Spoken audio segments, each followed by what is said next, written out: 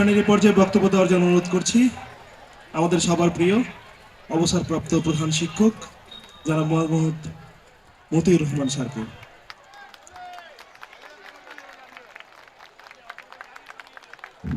বিসমিল্লাহির রহমানির রহিম। মাননীয় পত্র মহফিলের প্রধান সভাপতি, মাননীয় প্রধান অতিথি, বিভিন্ন কলেজের প্রিন্সিপাল, প্রাইমারি স্কুলের শিক্ষক, হেডমাস্টার এবং আমার একজন সহকর্মী, আরও অন্যান্য শিক্ষক, আর সামনে উপবিষ্ট পুরাতন আমার ছাত্রছাত্রী।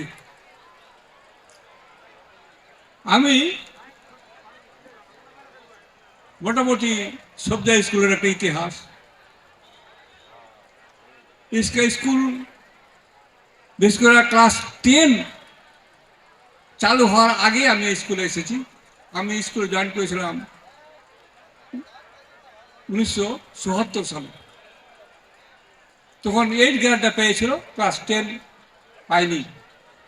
আমি আসার পর স্কুল ভিজিট হলো, কারণ বিএসসি মাস্টার না হলে স্কুল গ্র্যান্ট হবে না। আমাকে যার ইতিহাস অনেক আছে, 60 বছরের ইতিহাস যদি এক পুঙ্খানুপুঙ্খ বলতে যায় তো 60 মিনিট লাগবে। এটা সম্ভব না এই তারপরে দাঁড়িয়ে থাকা বসে থাকে। আমি সংক্ষেপে 10 মিনিটের মধ্যেই যা পার বলছি। স্কুল ভিজিট হলো, আমরা ক্লাস 10-এর অনুমতি পেলাম।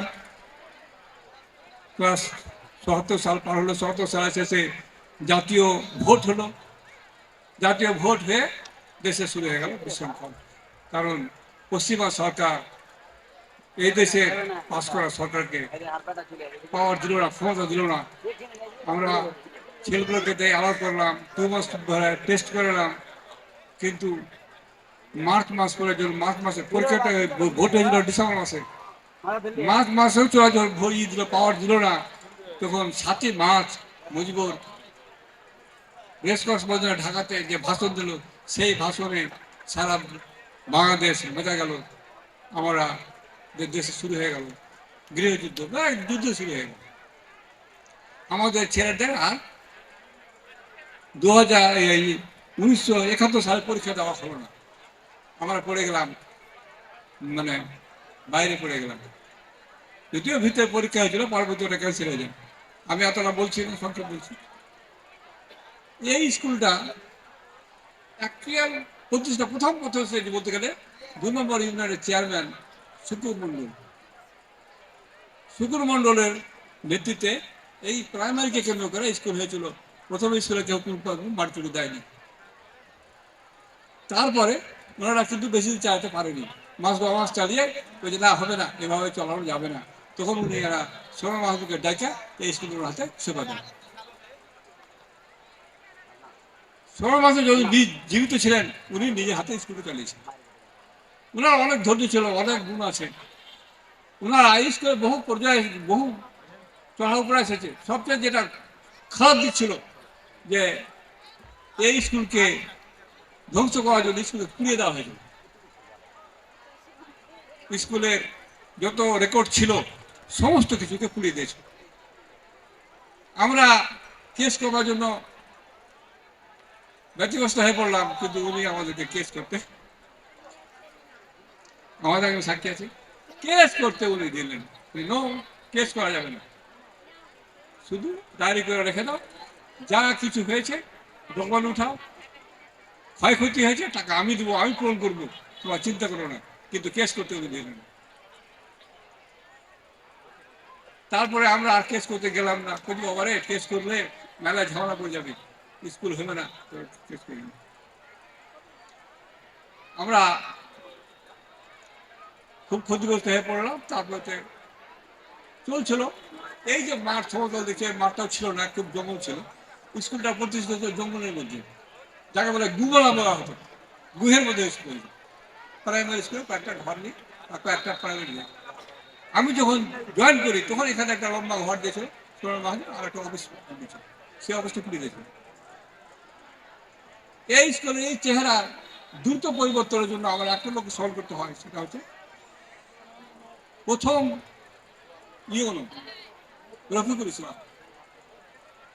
ওনার জায়গায় সভাপতি করা হয়েছিল স্কুলে, ওকে আমরা নিয়ে আসলাম স্কুলে। আসলো উনি প্রথম ভিজিট করতে আসে ওই ইউনো ধরছিল আমাদের এই যে নুনু মাস্টার, ওর ক্লাসমেট, ওর সঙ্গে পরিচয় হলো।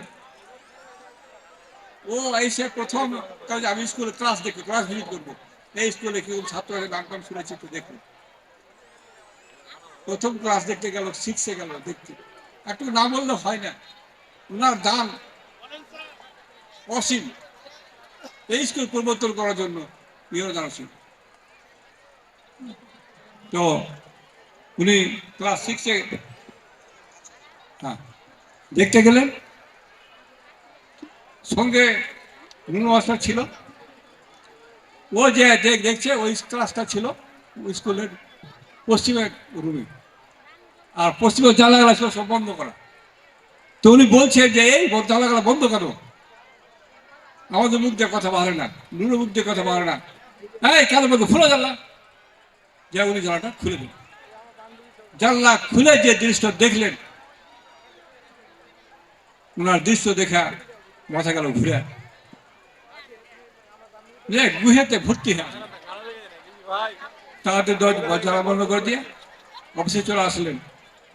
আসে বসে বলছে হেডমাস্টারকে, মহিদুরকে, যে অতি সত্ত্বর এই পাড়ার যত এলিট পার্সন আছে, সাহেব সর্দার, সবাইকে ডাকো মিটিং, সবাইকে মিটিং ডাকো, খাবার খুব ভালো করবা, সবাইকে ভালো করে খেলাতে হবে।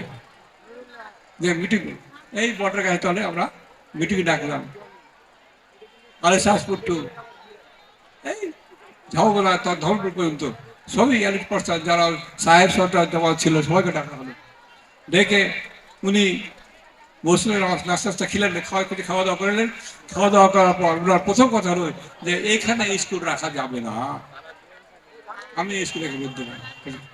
কেন স্যার? বলছে না, এত খারাপ পরিবেশে স্কুল রাখলে ছেলেপুলের অসুখ হয়ে যাবে, ধ্বংস হয়ে যাবে। আপনারা ভালো জায়গা দেন, আমি ভালো জায়গাতে স্কুল প্রতিষ্ঠা করে দেবো, তো এইখানে স্কুল হতে দেবো না। আপনাদেরকে আগে আসতে হবে, এই জায়গা প্রবর্তন করতে হবে, তাহলে হবে না। সবটিকে ধরে ছাত্রদেরকে লে যা ওই বাচ্চা নিয়ে গেল, সবাই লাখে কাপড় দিয়ে বসে, উনকে যাই কাপড় ছড়েন, এক ঝোড় কাপড় লাখা কাপড় দিবেন, লাখে কাপড় ছড়েন। বলছে আপনারা সামান্য দেখতে এসে কাপড় লাগা লাখে কাপড় দিচ্ছেন, আর আপনাদের ছেলেরা, আপনাদের সন্তানরা এখানে 6 ঘন্টা কিভাবে থাকে, 6 ঘন্টা থাকে, এটা পরিবর্তন করতে। যাই হোক, উনি এই স্কুলের পরিবর্তনের জন্য সবাইকে ডাকলো। জায়গা জমি আমার এটা তখন কিনা হয়ে গেছিল, এটা কিন্তু এখানে ছিল বাবুদের ভুল করে রেখেছিলাম, ঢিপ ঝাপাটি হয়েছিল। আর ওই যে ফাঁকা জায়গাটা ওটা ছিল জাওয়াইদায়কের মাসে ঝাড়, আরো কয়েক লোকের, বিভিন্ন লোকের জায়গা ছিল। এটা তহসিল মাসাদের জায়গা ছিল। সবাইকে টাকা বলে যে জায়গা ছাড়তে হবে, আপনারা জায়গা ছাড়ে দেন, আমি হটিয়ে দেবো। জায়গা ছাড়িয়ে সবাইকে জায়গা দিয়ে 1 কিস্তি 2 কিস্তি করতে 3-4 কিস্তিতে 500 মন গম দিয়েছিল। আমি সব কাজ করিয়েছি। পিছন দিকে যে গর্ত ছিল, পুকুর ছিল, এটাকে ভর্তি করিয়েছি। আমার পদ্ম ছাত্ররা দেখেছে, তারা দেখেছে আমি সত্য বলছি না মিথ্যা বলছি। এই স্কুল ভরে আমরা বিল্ডিং, এই স্কুল 3বার ভাঙা ঘোরা করতে হচ্ছে। এই অফিস খুললাম, ভাঙলাম, অফিস খুলে গেল, ওটাকে ভাঙলাম, ঘর দিলাম, আবারও ঘর ভাঙলাম, অডিটোরিয়াম দিলাম, আবার ওটাকে ভাঙলাম। আমরা কিন্তু রঘুকুলটি আমরা শুধু কলেজে এটা দিয়েছে বা করেছে তা নয়, আমাদেরকে অনেক বুদ্ধি দিয়েছিল। তখন জামাল সাহেব শিক্ষা সচিব, ওই দেখেন যে অঞ্চলে শিক্ষা সচিব বা মন্ত্রী হয়, ওই অঞ্চলে যদি ওখানে কিছু আগে করতে না পারেন, তাহলে ভবিষ্যতে কিছু পাবেন না। আমাদেরকে দোয়ালেন ঢাকা। এইখানকার এই বইটাকে যে সমস্ত ছেলেমেয়েরা ঢাকাতে থাকতো, তারা কিন্তু খুব সাহায্য করেছে। যে কোনো একটা পয়েন্ট পেয়েছে, আমাদেরকে খবর দিয়েছে, এটা ধরতে হবে। যেমন পাইলট স্কিম, এই যে ভকেশনাল, এগুলা ছিল মহিলা নামে আমরা ধরে নিয়ে এসেছি, জাহাজ সাহেবকে ধরে আমাদের অফিস পড়ে গেছে, অফিসের তৈরি করে দিয়েছি। উনি ব্যক্তিগতভাবে আমাদের বিশেষ করে সবজি স্কুলে অত্যন্ত দাম করবে, খুবই দাম করবে। সবজি স্কুলে প্রত্যেকটা স্কুল সরকার দেবো। যাক, এই সমস্ত ইতিহাস বলতে বলতে তো অনেক সময় থেকে এই তাপেতে এত ছেলে মেয়ে থেকে বলবো না। তো যাই হোক, সবচেয়ে বড় জিনিস যেটা গেছে, আমার যে পুরাতন ছাত্ররা এই অনুষ্ঠান করেছে, কারণ যে হায়ার সেকেন্ডারিটা আল্লাহ জানে, সারা বাংলাদেশের মধ্যে প্রথম রিউনিয়ন স্কুল হচ্ছে। আমি তাদেরকে জানাই অশেষ অশেষ ধন্যবাদ যে স্কুলের ইতিহাস কিন্তু শুনলো। এই যে স্মৃতি উচ্চারণ বলছো, স্মৃতি উচ্চারণ মানে কি? যেটা স্মৃতি থেকে দূরে চলে গেছে, যেটা আমাদের চোখে আড়ালে চলে গেছে, সেটাকে দুহারিয়া চোখের মধ্যে আনাটা হচ্ছে স্মৃতি উচ্চারণ। তারা স্মৃতি উচ্চারণ করতে চালু বলে আমি কথাগুলা বললাম, হয়তো বেশি বলা হয়েছে বা হয়নি। আরো অনেক কথা আছে, বললাম না যে 60 বছর ইতিহাস বলতে গেলে 60 মিনিট তো লাগবেই, তেমন সময় নেয়, বলা যাবে না, দাঁড়িয়ে থাকার ক্ষমতা হচ্ছে না, বয়স প্রথমে কাঁপছি, বেরো পারছি না।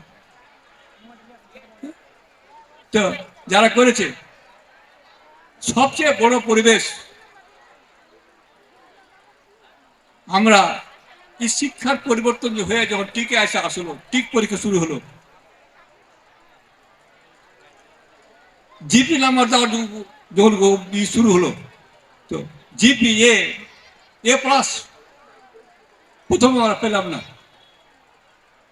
দ্বিতীয়বার আমরা একটা পেলাম। বলার সাথে একটা জিপিএ পেলো, সেটা সবজি স্কুল। তারপরে বছর একটা পেলাম, ফেল ওই সবজি স্কুল। তারপর বছর দুটো পেলাম, এই সবজি স্কুল। 3 বছর আবার হ্যাট্রিক করেছি, ব্লড ছাড়া কোন স্কুল এখন এ পাস পাইতো না। আমার রাওয়াজ হইল যে এ পাস পাইতে গেলে সবজি স্কুল যেতে হবে, আর ফরাজি করতে গেলে ব্লড যেতে হবে, এরকম একটা রাওয়াজ হয়ে গেছে। আমার কলিগ আছে, ওই সাক্ষী একটা, আমার বন্ধু আছে, মিজান আছে, মিজানের আমার ক্লাস আমরা ওই যে বাড়ি বাস্তব বলে গেল না, সবচেয়ে স্কুলের বড় ঘর থেকে পরিবেশ, এই পরিবেশে শিক্ষা করা, শিক্ষার রেজাল্ট আনতে হবে। তবে আজ পর্যন্ত স্কুলের রেজাল্ট মোটামুটি ভালো আছে, কিন্তু বর্তমানে আমি একটু আভাস পাচ্ছি যে শিক্ষকদের মধ্যে কিছুটা অমিল হচ্ছে। শিক্ষকদের মধ্যে মিল না থাকলে রেজাল্ট ভালো আসবে না, ছাত্ররা ভালো থাকবে না। আমি এই বছরের বিদায় ছাত্র অনুষ্ঠানে এসেছিলাম, তাদের আচরণ দেখে আমি খুব দুঃখ পেয়েছিলাম, খুব দুঃখ পেয়েছিলাম। এইটা কেন হলো? তার পরবর্তী করলাম যে শিক্ষকদের মধ্যে অমিল হয়েছে বলেই এই জিনিসটা আসতে। আমি মনে করি যে শিক্ষকদের মধ্যে অমিলটা দূর করতে হবে, শিক্ষকদের মধ্যে মিল আনতে হবে, তবে শিক্ষা আরো ভালো হবে। এরা যে এই যে রিইউনিয়ন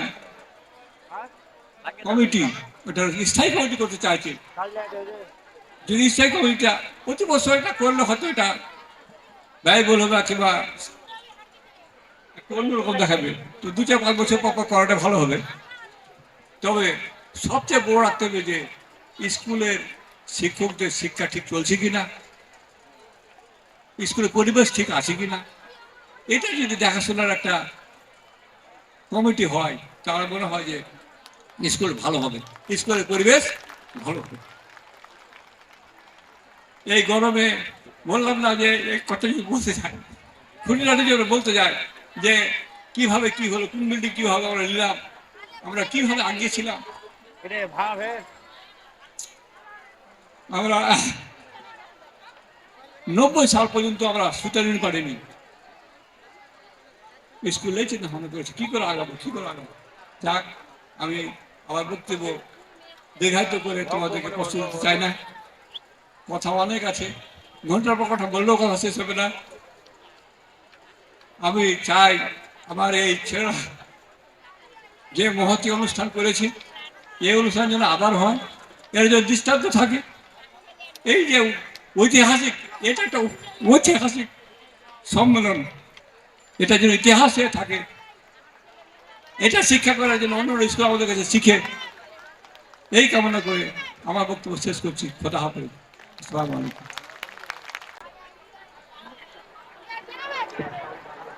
ধন্যবাদ স্যারকে, স্যারের দিক নির্দেশনামূলক এবং স্মৃতিচারণমূলক বক্তব্যের জন্য। অনুষ্ঠানের এ পর্যায়ে আমরা বক্তব্য দেওয়ার জন্য অনুরোধ করব দবিউর রহমান সাহেব, অবসরপ্রাপ্ত অধ্যক্ষ, নারায়ণগঞ্জ সরকারি মহিলা কলেজ।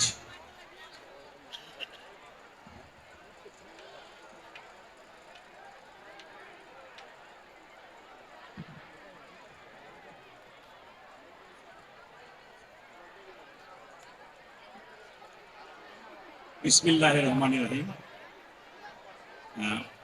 আমার একটু পরিচয় দিতে হবে। আসলে আমি ছাত্র জীবন থেকে ক্লাস 7 পর্যন্ত মুসলিমিয়া স্কুল মানে এরিয়ায় পড়াশোনা করেছি। তারপর থেকে আমি বাইরে, এবং এখনো বাইরে ঢাকায় থাকি। তবে চাকরিগত কারণে বা শিক্ষা ভবনে চাকরি করার কারণে আমার এলাকার সাথে সম্পৃক্ততা বেড়েছিল। তো আমি ভোলহাট বলতে যেটা বোঝায় সেটা হচ্ছে যে আমি যখন 81 সালে ঢাকায় ভর্তি হতে যাই, তখন আমি আমাদের এরিয়ার কোনো লোককে খুঁজে পাইনি। আমি সেখান থেকে জাহাঙ্গীরনগরে ভর্তি হলাম এবং পরবর্তীতে আমি শিক্ষা ক্যাডারে যোগদান করলাম। যোগদান করেই একজন ভদ্রলোকের নাম পেলাম, ডক্টর আব্দুল কাদের, ভিক্টোরিয়া কলেজের অধ্যক্ষ। সেই হিসাবে আমাদেরকে ওরা খুব অনার করতো যে হ্যাঁ ওই এরিয়ার ছেলে। আর ভোলাহাট, তো ভোলাহাট উপজেলা বলতে ভোলাহাটকে বোঝায়, মানে ভোলাহাট অঞ্চলকে বোঝায়। অন্য অঞ্চলে কিন্তু এত স্কলার নেই। আপনি ভোলাহাট উপজেলার, ভোলাহাটের নিজস্ব অঞ্চলের যে স্কলার বা উদ্যোক্তা বা শিল্পপতি বা যেটাই বলেন সেটা হচ্ছে ভোলাহাট বেসড। আমাদের অন্য অঞ্চল কিন্তু এত ডেভেলপ করে না। তো এটার কারণ হচ্ছে যে যেহেতু ভোলাহাট মালদা রিলেটেড ছিল, সব প্রতিষ্ঠানিক সুবিধাগুলি এখানে এসেছিল। আরেকটা কারণ হচ্ছে যে ভোলাহাটের লোকজন, এটা বলতেই হবে যে তারা আন্তরিক। তার উদাহরণ, আমি যখন ভোলাহাট সমিতিতে যাই দেখি যে ম্যাক্সিমাম লোক হচ্ছে ডাইসিনের লোক, নইলে ডেন্টালের লোক। ভর্তি, ভোলাহাট ভর্তি। তার মানে কি, এই যে একজন যেখানে উঠেছেন তিনি তার সবাইকে টেনে নিয়ে গেছেন। তার উদাহরণ হচ্ছে এইটা। ডাইসিন, আমি যখন নারায়ণগঞ্জ মহিলা কলেজে চাকরি করলাম, আমি তো এত পরিচয় ছিল না। আক্তার একদিন আমার কাছে আসলো, বললো যে তার বাড়ি হচ্ছে ভোলাহাট। তো তার সাথে আমার এই যে হৃদয়তা হলো, আমরা সবসময় যোগাযোগ রাখতাম। তো এইভাবে আমাদের পরিচয়। তো আমি যেহেতু ভোলাহাট, আমি বলেছি যে ডেভেলপড এরিয়া, শুধু আপনাদের মানে মানে যেটা বলে যে পর্যবেক্ষণ বাড়াতে হবে, যে কোথায় সমস্যা আছে সেই সমস্যাগুলিকে ডিটেক্ট করে আপনাদের সমাধানগুলির চেষ্টা করতে হবে। শিক্ষা প্রতিষ্ঠানে আমরা যারা চাকরি করি তারা দেখেন তিনটে কথা আছে: শিক্ষক, শিক্ষা, শিক্ষার্থী। এই তিনটা আইটেমের মিলন স্থান হচ্ছে শিক্ষাঙ্গন, শিক্ষা প্রতিষ্ঠান। তাহলে এই তিনজনকে একত্রিত করবে শিক্ষা প্রতিষ্ঠান।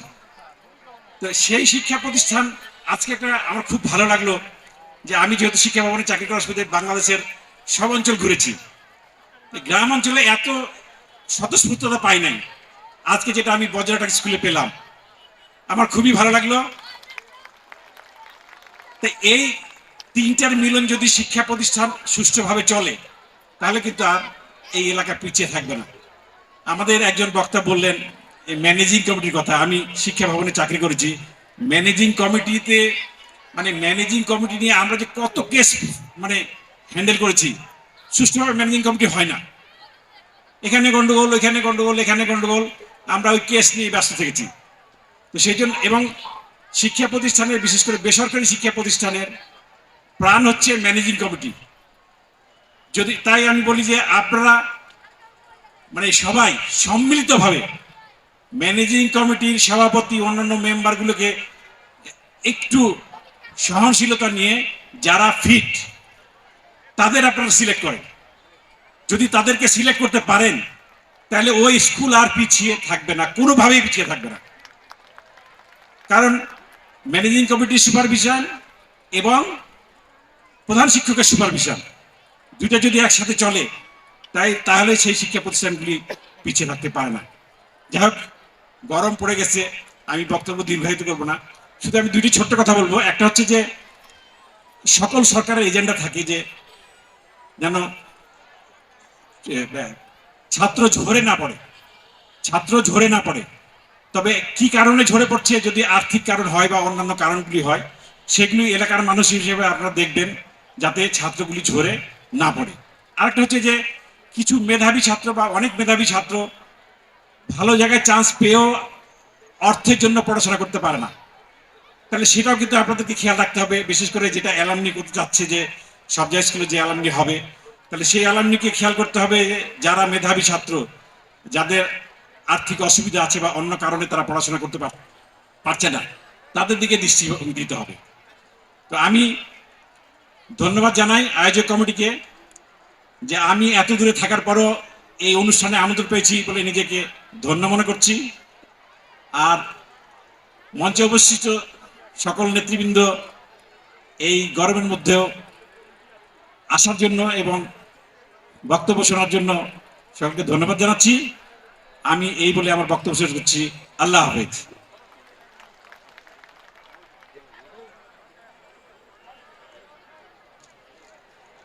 ধন্যবাদ স্যারকে।